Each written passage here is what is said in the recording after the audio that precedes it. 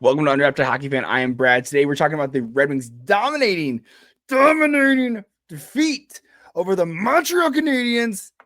Hell yeah, dude. Hell yeah, brother. Okay, it was so good. I'm honestly just so fired up because with the Montreal Canadiens, they've already beaten the Red Wings twice this year. And I'm kind of over it. I'm kind of over the whole like, hey, stop beating up the Red Wings, dude. Like it's infuriating. Again, we saw a huge rivalry start last year with the last two games of the season with the Red Wings versus the Montreal Canadiens in that home and home. And it was great because the Red Wings won, and it was so exciting. It felt like a play, and they were making that giant playoff push. And now again, the Red Wings had a hard start, and now it's cool to see them finally get that pushback and finally beat them again. And they lost to the Tampa Bay Lightning and Dallas, and you're like, what's happening? And you're getting so frustrated because you're like, the Red Wings are good, or they were not good, and then they go on a 7-game winning streak, and then you're like, are they still good? Because they lost 3 in a row, but they were against good teams. But then you lost to the San Jose Sharks. It's like, it was just such a frustrating, couple of weeks. But it's exciting to see this. It was a good, solid win. And the thing is, it wasn't just a win. It was a solid effort. It was 45 shots on Montembeault. And then they also, Canadians still got 29 shots on goal. Talbot saved 27. Montembeault saved 41. Both had good save percentages. But again, Red Wings just putting pucks on net, which is huge. So, but again, welcome to Undrafted Hockey Fan. We are going to be talking. Make sure if you're on Spotify or Apple, make sure to rate the podcast. It helps. It helps me out a ton to get some publicity. A small podcast like me, I'm mostly on YouTube, but again, so if you're on YouTube, say hi, hit like, subscribe. But again, if you're on Apple or Spotify, just hit the star button, man. It just helps a ton. Again, just helps blow this stuff up because we're trying to make some good content here. So if you're enjoying, having fun, if you want to hear more about the Red Wings and the hockey all over, we're going to be doing a ton of episodes over the rest of the season just because I want to get some information. I got a lot to talk about, man. I'm going to talk about every team. I'm mostly a Red Wings fan, but excited for you guys to join me. So let's jump into this game again, this 4-2 victory over the Montreal Canadiens. And so we'll start off with a phenomenal first goal. And gets the goal. And so basically what happens is the puck, Larkin recovers the puck in the Detroit zone. He's skating up down center ice, going down Motown, dumps it into the corner, which is big. So you dumping and chasing is fine if you chase it. If you're fast enough to chase it. Larkin has the wheels. D-Boss has the wheels. So make sure that you actually have a guy that can go retrieve the puck, right? And so you see him, he drives to the corner, the right corner, and him and Casper are fighting out. And you see Larkin pops it up to the face-off circle where Jonathan Bergen is driving down. He gets to the face-off circle, and you can see he's left-handed. So he puts it on his stick, and then boom, snaps it right over the top of Montembeault's blocker side, top left corner. It was a gorgeous goal. Again, we love to see that from Jonathan Bergen, a guy who's starting to, in my opinion, starting to heat up a little bit. I've seen 12 points in 45 games. You want to see a higher production out of him, but again, you're seeing that he's a lot more defensive responsible. And I think he could pan out to a second line winger, but he's the fact that he's producing on the third line is good. This is a good spot for him to be at. Again, you need depth scoring, and to see the depth scoring is going to be huge. You can't just get Lucas Raymond 51 points. It's crazy, dude. I mean, it's crazy that he has 51 points and Larkin has 8 points less than him in the same amount of games. Honestly, it's mind-blowing. DeBrincat is on Raymond is just, he's really earned that money. He's over a point per game. His first year of his contract. A lot of people, they're like, he's gonna get paid and he's gonna stop being good. That is not the case for Raymond. That is absolutely not the case for Seider either. They're both playing so well.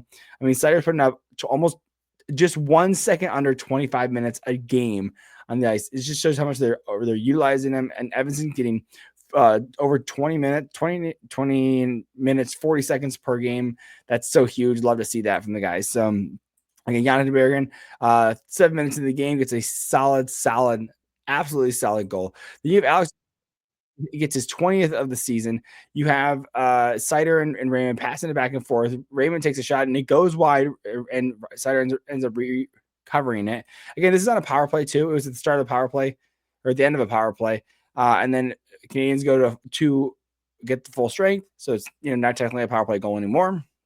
We can see Raymond is at the top of the circle. He's kind of walking it down, and he's walking it on the defense. And you can see he kind of winds up for the wrist. Looks like it's almost going to be a shot, or it's going to go wide, or even like a pass, like whatever it is. He does a full-blown witch's broom over to Alex DeBrincat on the left side. He's going boom, boom, looking at Montembeau. You can see in the camera, look at me in the eyes. He goes and he boom, witch's broom, passes it over to Alex DeBrincat. Montembeau moves left because he thinks it's going to be a shot on his glove side. Moves over and totally gets fooled. Now, mind you, Montembeau's scooting left. The puck's going right. DeBrincat has a full-blown wide open cage and just takes it and wrists it right into the goal. It was a phenomenal goal for his 20th goal of the season.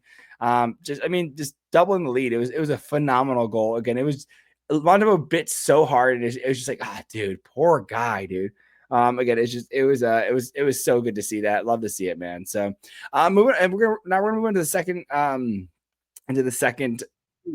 Talking about this, we have Red Wings are on a power or penalty kill, so rather than kill us off, so what ends up happening is you get Laine at the top left of the point. He's kind of walking it down a little bit, and he passes it over. Now, mind you, Copp puts pressure on him, which is huge. I'm emphasizing Copp for a reason. Copp puts pressure on Laine, and Laine ends up taking a right-handed shot, bats it over to Lane Hudson on the right side. Lane Hudson is at the top of the point, comes down, and he's walking down to the face. He's right in the face-off circle and takes that left-hand shot. He goes, winds up, takes a shot, and then it ends up hitting Edvinson's skate. And so it bounces off of him. And you can see that it bounces off, but because Hudson came down to put the body on the puck, right? He wanted to get the sixth shot off, but because of the deflection, he cheated so bad that he had to stop. He hit the shot, stopped from a full stop, has to recover the puck.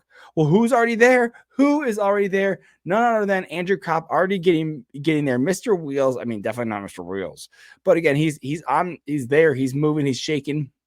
He's driving out there, goes through. He's going for the breakaway. Couple dekes here and there. Lifts that right leg, goes for that left shot, and boom, snipes it in for a shorthanded goal. Andrew Copp gets his 9th of the season, which I think is good. He's 18 points in 47 games, which is absolutely not what you want from a $5+ million player. But he's starting to come in strides. Like, you're going to start to see this guy. He's really not going to be a point getter. To me, I think he's still a buyout candidate this year. But again, he's starting to play some more. He's playing penalty kill, again, as we see tonight. He's starting to play more of a second line center role, which is good as well, playing between DeBrincat and Patrick Kane. So you have the all offense, no defense, Patrick Kane. You have the hustler, Alex DeBrincat, who does play both, but he's more offense. And you have the more defensively responsible guy, and Andrew Copp, which is good because for a line that has all that offense, you definitely want to consider that. And so with that, it was a great little goal. Again, it was good to see him start to get this back up. We want to see this again because you have some redundancy when you get with Compher and Copp. So it's good to see that Copp is getting some of these. He's got a ±1, which is fine. I guess he's not, he's a positive in that sense, right? He's shooting 14.5% when he does shoot, he's actually getting them on. He's actually scoring, which is huge. So again, I think it's good to see that. It's actually really good. Oh my God, Edmonton has almost as many points as Tarasenko, just by one.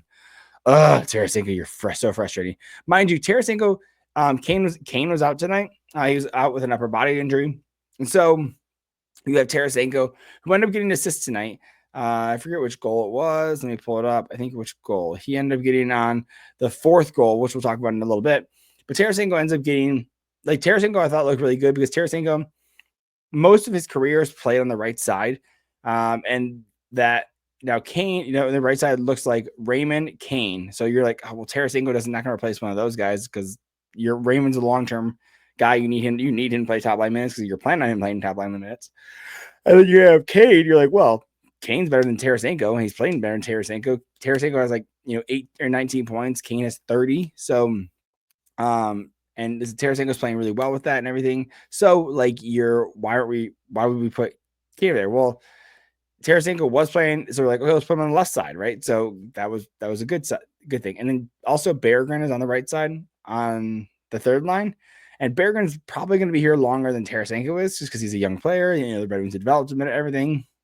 They drafted him, developed him, worked with him and everything. So I imagine they want to keep him. So like, well, you're going to play on the right side long term, so we're just keep you over there. Tarasenko, you're going to be here this year and next year, and then you're gone. You're not part of the long term plan. So you're going to go where we tell you to go, which is going to be the left side. Well, he's not playing well, so he's playing third line left wing. Again, he played a little bit of that in this Ottawa, but this is not his natural side.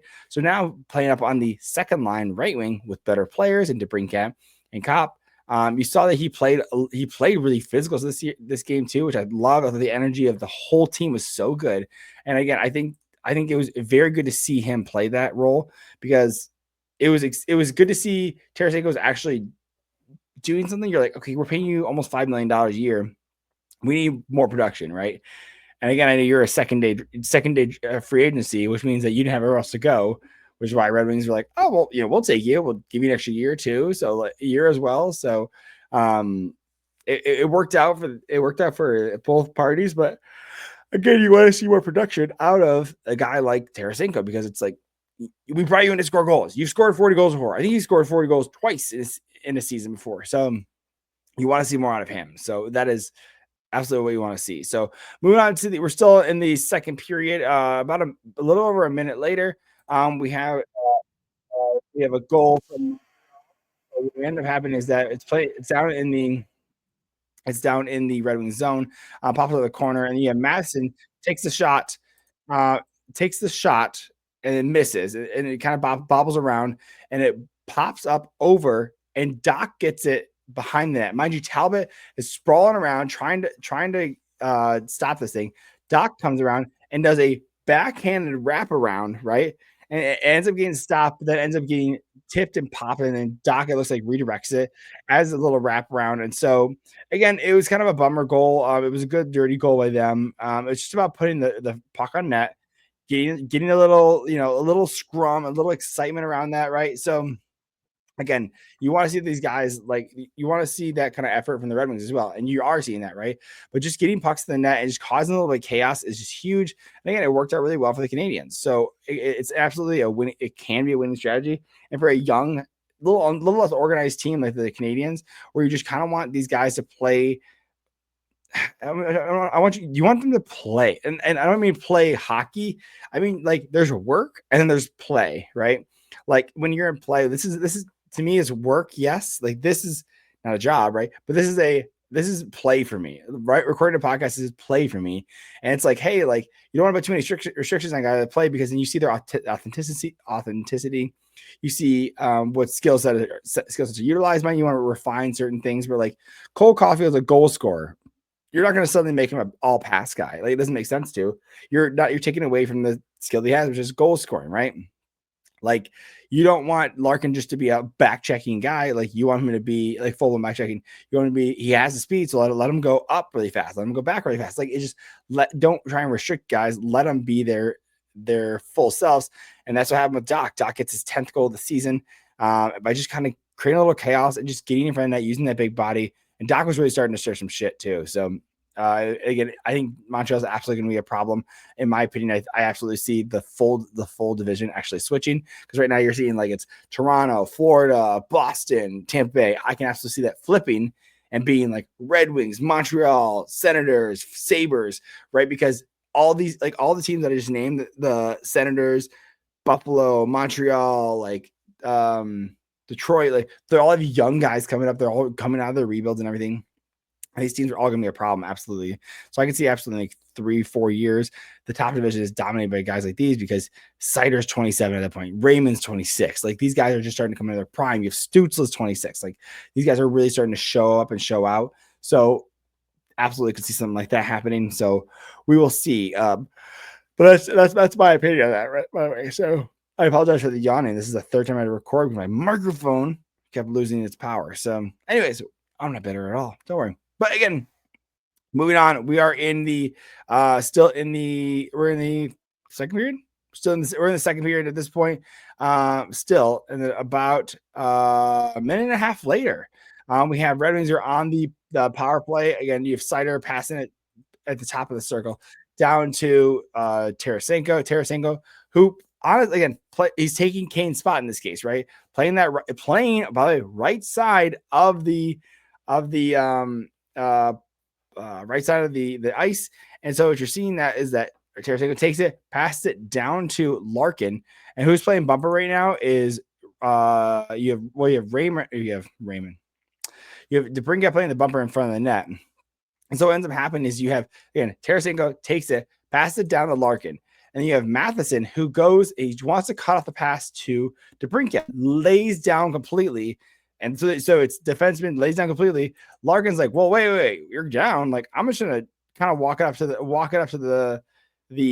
goalie of Montebo. So he literally skates up to the goal, and he literally just pops it, whiffs it, and then hits it again, and it comes right underneath the glove of Montembeault. So it was such a bummer for him.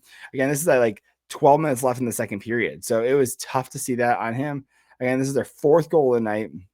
Larkin D-Boss, 700 game. Again, getting it is extending the lead with a power play goal.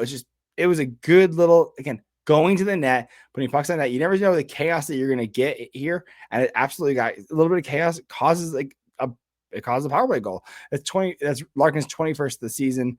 Again, Seider's 26th, and then assisted by Tarasenko, like we're saying, he had that point there. And assisted by Seider, who has 26 of the season as well. So, and lastly, about a couple minutes later in the second period, you have a play that developed in the Red Wings zone. So actually, he started in the Canadian zone. He chips it down. The Canadiens chip it down. They're walking it down. You have Line takes it, and he takes it to the corner, passes it back to the point. So the point goes to Caden Gooley. You have Kirby Dach, I believe. Yeah, it's Kirby Dach in front of the net. The Dach. I'm looking at the video right now. Yeah, it's Kirby Dach. Kirby Dach's in the net, completely covering Talbot's view. And so Talbot goes. Can't see the puck at all. And so all Talbot does is just goes down to his knees. But again, it gets Talbot on the short side, right from the point from Caden Gooley. So a good block, a good solid goal from Caden Gooley's fourth of the season. Again, it was a solid goal. It just was. Also, I forgot to mention about the Dylan Larkin goal, that he is now tied for the most power play goals this season with 12. So love to see that from him as well. Again, the Red Wings have absolutely fire power play, 28.4%, and third in the league. Penalty kill is still 68%, which is crazy. 31st in the league. Even with a 68% penalty kill, it's still not worse in the league, which is honestly just a little bit mind-blowing, because I'm like, how is it not? Like, honestly, it's just surprising that it's not. So, but look at the Montreal Canadiens. They also have their 18th in power play, 28.8%, and 9th on penalty kill, 81.7%. That's pretty good. So love to see that. So, again, so we end up having out is going over the points. So you have Kirby Dach. So on the Canadian side, 2 points for Kirby Dach, a goal and an assist. Dvorak got an assist. Gallagher got an assist. Caden Gooley got a goal. Patrick Laine got an assist. Going to the Red Wings, Dylan Larkin and Seider both putting up 2 points for the night. A goal and assist for Larkin. Seider got 2 assists. Berggren, Kopp, DeBrincat all got goals. And Evanson, Raymond, and Tarasenko all got assists. So love to see that, and goalies are playing really well tonight. So we're going to take a quick break. I got a couple more notes on that, and we'll hit up some little bit of hockey news. And so we'll stay tuned, and we'll jump right into this. So stay tuned after these quick messages. It's the most wonderful time of the year for getting in on all the hoops, football, and hockey action at DraftKings Sportsbook. In the season of giving, we're being gifted college football and basketball, pro football and basketball, and pro hockey too, almost 24/7. And here's a gift for all new customers to bet $5 and get $100 in bonus bets if your bet wins. Listen, I'm a Red Wings fan. You can see by the hat that I'm wearing. But basically, I'm covering every NHL team. And if I'm looking at the odds right now, Red Wings are not looking that great to get the Stanley Cup. But maybe you're thinking, hey, maybe there's another team that you're looking at. Maybe you're a Columbus Blue Jackets fan, and you're like, man, Florida looks really good. Or maybe you're an Anaheim fan, and you're like, man, the Edmonton Oilers look really, really good. You can put your bets in at DraftKings, betting $5 and to get $100 in, or just bet $5 to get $100 in bonus bets if your bet wins. So download the DraftKings Sportsbook app and use the code THPN That's code THPN for new customers to get $150 in bonus bets if your bet wins when you bet just $5. Happy holidays from DraftKings. The crown is yours. Gambling problem? Call 1-800-GAMBLER. In New York, call 877-8-HOPE-NY or text HOPE-NY. In Connecticut, help is available for problem gambling. Call 888-789-7777 or visit ccpg.org. Please play responsibly. On behalf of Boo Hill Casino and Resort, 21 plus, age and eligibility varies by jurisdiction. Void in Ontario. Bet must win to receive reward. Bonus bets expire 168 hours after issuance. For additional terms and responsible gaming resources, see dkng.co/bball. And we are back, and we're talking about the Red Wings. And so we're talking about their wild card race right now. So with the Red Wings win tonight, they have 49 points in 48 games. And there's a huge, there's not much of a gap between the top teams and the bottom teams. Really, like Buffalo Sabres, they have it's pretty impossible for them. 41 points. So if we're going from the Tampa Bay Lightning, 53 points in the wild card right now, and the first wild card, you have the New York Islanders who are 45 points in the second to last in the whole conference. So it's only an 8-point spread between 1, 2, 3, 4, 5, 6, 7, 8, 9 teams. So honestly, any team can get this. And really, you're looking at Tampa's at 53, Columbus is at 53 points. Like Rangers come back crazy out of nowhere. They're 7-0-3 in their last 10, 52 points. Same with the Senators and the Montreal Canadiens. And Canadians, we held them off today. And then Flyers are 50 points. Red Wings are 49, 48 for the Penguins. And even Islanders was 45 points. But if you look at just the last 8 teams, 1, 2, 3, 4, 5, 8 teams, there's 8 teams, and there's a 5-point spread between them all for that wildcard spot, for 2 wildcard spots. So you can absolutely see that these guys could be really good. Now, mind you, of course, the teams that they're fighting, the Red Wings are fighting right now, are also getting hot as well. Red Wings are 6-3-1 in the last 5 or last 10. Flyers are 5-3-2, a little bit of a skid there. But Montreal 7-2-1. Rangers 7-0-3. Columbus Blue Jackets 7-2-1. Right, like so. There's some teams that are absolutely scorching right now, and so we'll see. It's gonna be an exciting race. And even Boston Bruins could absolutely still fall off. Tampa Bay with that first wild card spot has 53 points. Boston has 54. So that is, and mind you, Tampa Bay still has 4 games in hand. So that is absolutely a spot that Tampa Bay Lightning could take over, or even the Blue Jackets temporarily. So we'll absolutely see.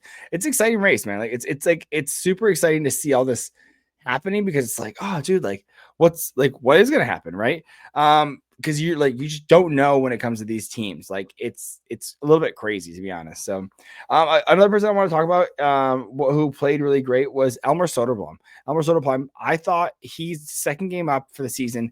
He played in the Philly game, looked okay there, looked good there. But this game, I thought he was just phenomenal. I thought he played so well. He had great net front presence. He played the body more. He looked more like a Rasmussen. Like he used his body, and we saw Raymond get checked. It was Matheson. So Matheson, Raymond's digging at the puck. Matheson pushes him over the net. Larkin, because Larkin's smart, doesn't need to break a hand or break a wrist, because he's one of the best players on the team. I would say he is. There's no center. There's no other center that's going to replace Larkin on this team. So Larkin pushes on Matheson's back. And then so Matheson gets pissed. And so what ends up happening is that Soderblom comes over and starts to push on at Matheson, starts defending his captain. I was like, oh, dude, dude. It was so exciting. And it was good to see that for Soderblom, because it was so what we see is with this guy is that he's afraid to use his body, because he is so big. He's 6'8".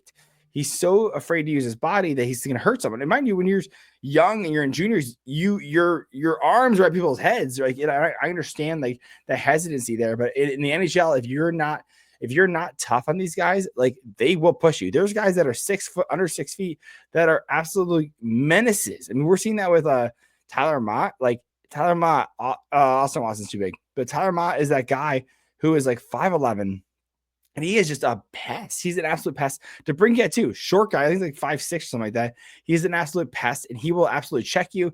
He'll hit you, like he'll slash you. Like he's a tough player. And again, you can't be afraid of players, especially when it comes to the NHL side. And mind you, Elmer Soderblom doesn't even have a contract for next year. His ELC is entry-level contract, which he signed when he first came up. When he first signed his contract with the Red Wings, mind you, a 7th round draft pick in 2019. Love to see it. But it's not the only 7th round draft pick the Red Wings should be excited about. It's also Emmett Finney, who we'll talk about in a minute as well. But again, you're looking at a team like you're looking at a guy like Albert Soderblom. You need him to be good. You need him to be good because you needed his role to be a certain way. So mind you, Albert Soderblom in the SHL, big, but you don't want to be big for nothing. You want to be a big guy that can hit, and he has such smooth hands. For a guy who's 6'8", you're like, oh, this guy's a defenseman for sure. Nope, he's a forward. You're like, oh, well, he must not have great hands. He has phenomenal hands. He can deke so well. And so that's what you want to see out of a guy like him. And the thing is he's on the SHL, I think he's more of a top 6 guy, right? He's big and he can move. And SHL, the guy's a lot smaller, so you can move guys. So you're playing that top 6 role. In the AHL, similarly, you're one of the biggest guys. In the NHL, you're one of the biggest guys. I think he's the second biggest guy in the NHL right now. So, but down there, like in the AHL, like you can kind of push guys around a little more, and so. But you're not fast enough to beat some of these guys. You're not going to beat McDavid or McKinnon. But what you can do is you can be a great depth winger. And that to me, I see Soderblom playing on that 4th line, maybe 3rd line winger, most likely 4th line as a grinder, a good depth goal scorer, a guy that can really lay the body, hit the body, and again, provide a little scoring opportunities. We saw that this past game after 2 periods. He had 2 shots on net, and he had 2 phenomenal shots on net. He got a great feed, and it just hit. I think it hit the chest or hit the pad, Montembeault. But if you're a stats person, after 2 periods, he had a 0.98. I apologize. A 0.98 expected goals, which means that based on the shots that he's taken so far, he should be expected to have already had a goal. He didn't have a goal tonight, but he played so well and he was creating those opportunities. And it was, like I said, it was a great little time for him. Love to see it again. He doesn't have a contract for next year. So Red Wings or Eisman has to determine, hey, do we want to keep this guy? Do we want to re-sign him? He's an RFA, so that means they have his rights. I think they have his right. He's 23 years old right now. They have his rights for a long time still. I think they have his right till when does it go up? I think it's 2029. So they have his rights. Oh, they have another 4 years, dude. So they could sign him to a bridge deal. They can if they want. Oh, he's a 6th round draft pick, not 7th. A 6th round draft pick, but still, it's cool to see. I mean, the chance of a 6th round draft pick are slim. Of 32 that are being drafted every year, it is slim to get 1 or 2 of those in the league per year. It is very much so. So see Soderblom, and he's 247 pounds, 6'8", crazy dude. And so again, you need to sign him to a new contract, probably somewhere around a mil, nothing crazy.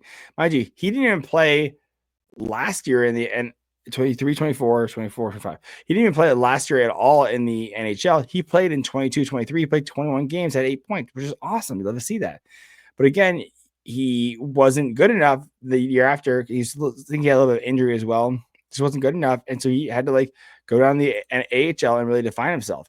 Even last year in the AHL, he had 29 points in 61 games, half point per game player. Not bad, but nothing to scream home about, right? He's a half point per game player for his size. You want to see more. And again, he had a slow start this season. You could see a huge uptick in that bottom 6 mentality. 17 points in 38 games, still not a similar production last year, a little bit less, but you're seeing in 23-24, he had 8 penalty minutes in the AHL. So far, in a little over half the games, he has 29 penalty minutes. So it shows you that he's using his body more. He's becoming more aggressive, and he's looking for that next contract. If he's going to get signed, it's going to be in that bottom 6 role. So you need to act like a bottom 6 guy. You can't be a high skill guy on the 3rd or 4th line. There's just not a room for you, right? You're going to get shut down because the competition you're playing against is tougher, and they're going to hit you and they're going to knock you off, and you're going to get open ice checks like nobody's business.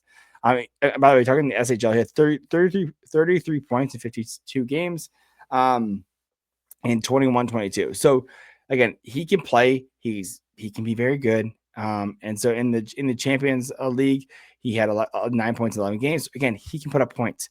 But again, we need that in a depth sense. We don't need him as a second line winger. He's not, to me, he's not going to be there.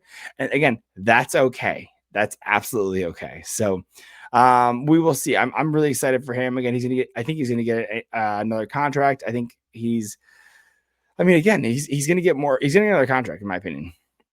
So, but he's got to prove that he can as well. So, I want to talk about another prospect, or a couple prospects in the for the Red Wings, just to kind of get a couple of guys on your radar and everything. We saw Carter Mazur is back with the Red Wings this year. He just got back. He flew to Manitoba to start working with the team again. I just want to go over a couple guys right here. Going with the Brent Nygaard, 10 points in 27 games this year in the SHL. So it's a nice little solid production right there. 45 penalty minutes. So you like to see that aggression out of him. Nate Danielson had a little bit of a slow start, but he's starting to really ramp up and everything. Currently 22 points in 38 games, 25 penalty minutes. So you can show a little bit of he's showing a little bit of aggression there. It does take a little bit of time to start to develop as a first-round draft pick, and in the system where, mind you, Nate Danielson wasn't playing any pro games. He played juniors last year, and so he needs time. He needs time to develop and everything. So we're hoping to see him start to pop off and everything. So moving on to we're gonna hit up Axel Sandin-Pellikka, who has had a ton of talk, drafted 17th overall this past year. And this guy is just an offensive dynamo at the World Juniors as well. One defensive MVP of the tournament of the league. On the World Juniors, he had 10 points in 7 games, 4 goals, 6 assists. I mean, just a killer, honestly, just a killer. And in the SHL, 22 points in 30 games, 8 goals, 14 assists. I mean, as like, again, he's just drafted in 2024. No, 2023. Sorry, 2023. Just doing so well. And mind you, talking about the World Juniors, this is the second year in a row that he's won the MVP for defense, or MVP for defenseman of the tournament. So you love to see that out of a guy like him. He's going to be an absolute monster on the team. And mind you, this guy is not even a big guy. He's a right-handed defenseman, which is good. A little Erik Karlsson, but he's 5'11". He's not a big kid, but it's exciting to see if his game transfers. He could make that jump because you have a guy like Petrie going to be leaving the team. I imagine he doesn't have a contract next year. You look at the right side; it's looking a little barren when it comes to the right side for the Red Wings. I mean, you have a Seider and you have a Justin Hall, right? And you can have Albert Johansson play on the right side, but you'd rather have a right-handed D. In my opinion, it's going to be Antti Tuomisto. He's a right-handed defenseman down in the AHL right now. He's not a huge point getter, but again, he's a right-handed defenseman. So to me, he was a second-round pick in 2019. And looking at his points this year, 16 points in 32 games. So about half a point per game player. Again, he's 24 years old. He's going to graduate the AHL. Cool. Awesome. Bring him up and everything. I think that could absolutely work out. Another guy they're probably going to look. I'm curious if they're going to give him a contract. They might. Third round pick from 2020 is Emil Viro, defensive defenseman, 3 points in 34 games. Again, full blown defensive defenseman, but he has had a hard time getting, or not. He hasn't had the biggest production. But that's a guy. These are a couple of guys that I could see coming up because they need contracts, right? Same with Cross Hannes as well. Cross Hannes he was a second round pick in 2020. Playing with the Grand Rapids Griffins this year, has 11 points in 35 games. I don't know if they qualify him for a new contract. He's going to need a new one, but I imagine he ends up going back home to Texas, playing with the Stars AHL team or something like that. He's just not producing enough for what you need from a center in that position. So we'll absolutely see that. So, but again, the number one pick that I want to talk about is a 7th round draft pick from 2023. His name is Emmett Finney, a center, 6'1", 190 pounds. Now, what is the expectation for a kid? Well, let's talk about what he's doing down in the WHL right now. So in 22-23, the year that he got drafted, 35 points in 64 games. So 35 points in 64 games. You're like, fine, under half point per game player. You're like, let's take a flyer on this kid. The next year, 23-24, he gets 59 points in 62 games. That is awesome. Almost a point per game player. That's phenomenal. Love to see that. He came play with Grand Rapids for 3 games, didn't get any points, but it's no big deal. He's probably just playing fourth line, just getting some exposure, right? So they're like, hey, man, Go back to the WHL again. You're only 19. You're still young. What they do is the Kamloops Blazers actually make him captain at 19 years old, which is huge. You like to see that a kid like this, like you're like, oh man, he really must have some weird leadership skills. Again, an Yzerman pick, right? They pick guys who are former captains, right? Like Danielson was, I think, captain of his team as well. Like, I mean, this kid right here is some smart. Emmett Svenny has some smart. He went to Yale Hockey Academy in his juniors. So like you're seeing like this kid, like, I mean, he's produced in the U15 league, hockey league. He had 61 points in 30 games. So this guy has shown production. You're like, okay, well, Brad, don't talk about his junior days. Don't talk about like when he was under 18 before he got drafted. Talk about what is he doing now? Well, let me enlighten you. 59 points in 39 games, 24 goals, 35 points. It's almost an assist per game. Guys put up almost a point, or he's putting up a point and a half a game, which is awesome. You love to see that. Will that translate to the NHL? Not sure. It might not, and that's okay. And I think the Kamloops Blazers are not playing that well either this year. So he's put up a production on a not great team. Like, I can see absolutely where there's a WHL trade where they end up sending him, he gets traded for picks and he goes to another team and it's absolutely completely pops off. Maybe in like a 2-game. I mean, imagine if it was a 2 points per game kind of player during on this new team. That'd be nuts. So I could absolutely see it. But let me know what your thoughts are on that, because I'm excited for Emmett Fit. I'm excited for Red Wings prospects in general. Again, there's some guys that I think just need. There's going to be there's some exciting guys to be excited about. Let's just be honest. There's some. I mean, you don't know. In some of these guys, you don't know what you have. Like you don't know what you're going to have in a Soderblom. You have a guess how big he is, but you're like, is he going to take? He probably takes over Christian Fisher's spot. You probably don't resign Christian Fisher. You just bring up Soderblom, right? Like that just makes sense, right? Again, with the defense, like you're letting Jeff Petrie go. You're gonna let William Lagesson go. Which is fine. You'll re-sign Albert Johansson. Bring up Emil Vero. Bring up you might honestly let Emil Vero walk. And then you re-sign like I said, Tuamisto, because he's a right-handed guy. But let me know what your thoughts on this. I'm excited. I'm excited. This is, to me, the Red Wings, they have a chance in the playoffs. Is it difficult? Absolutely. They have a chance. They should absolutely be competitive for the rest of the season. They should not buy. They should not sell. And if they buy, they're going to buy for long term. Like I'm talking like a Dylan Cousins type thing, where it's not for just this year. Maybe you go out and trade a 4th round pick for a guy, maybe, right? But like you're not trading your big pieces. You're not trading out like a Casper, unless you're getting someone back like a Dylan Cousins or something like that, where it's a long term future play. So, but like those are most of these guys are untouchable. I think your untouchables are absolutely Raymond, Seider, and Larkin. Edmonton, maybe, right? But anyone else in the NHL roster is pretty much up for grabs. Talking about Valeno or Rasmussen, a lot of these guys that like are younger but can still produce. They're showing some promise. I can absolutely see these guys be traded, but to me, you should absolutely try and make the playoffs. You got close last year. The expectation this year was to try after the playoffs. I don't know why you would change it. That doesn't make any sense. So let me know what your thoughts are on this, though. Hit like, subscribe if you're on Apple, again, Apple or Spotify.